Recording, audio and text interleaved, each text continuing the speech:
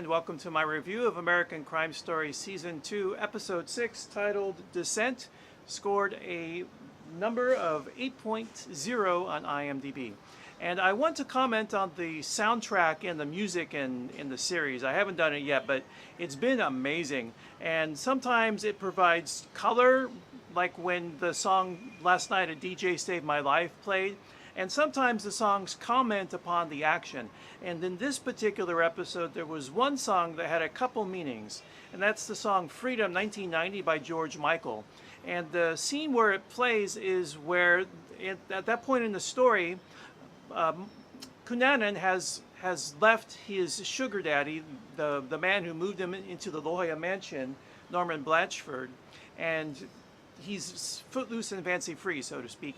And so in the background at that point, Freedom 1990 by George Michael plays, commenting on the character's feelings. But there's also a second meaning to that song that's of particular importance to the history of Versace, and that's because that song was also played at a show that Versace gave that was the introduction of the era of the supermodels.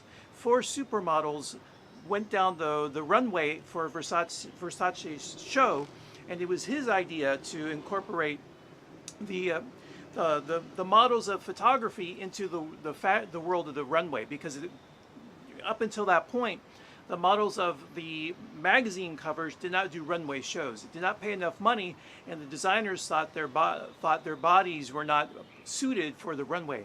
But it was Versace's idea to take the 4 most well-known and popular supermodels.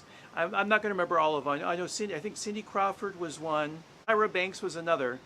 And his gambit succeeded, and they walked down to the song of George Michael's 1990, and that show moved Versace to the next level. And then the second moment, the psychological moment, was when Andrew Cunanan pays the last visit to his mother, and his mother is bathing him in the bathtub and saying that you don't smell right.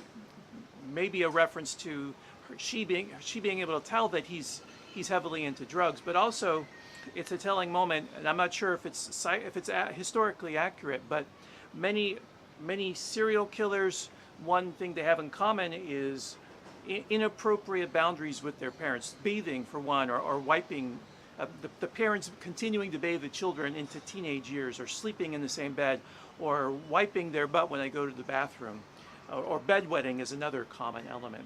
So I thought those moments, again, revealed more of the picture of Andrew Cunanan, but also the people that his victims. And the shows struck in a very fine balance between showing us Cunanan in both the good and the bad, mainly the bad, but it looks like near the end, these last few episodes, as we go backward in time, we're going to get more of the sympathetic Andrew Cunanan, which is a very dangerous thing to do for a killer, to humanize them. But I think it's important to always find the truth.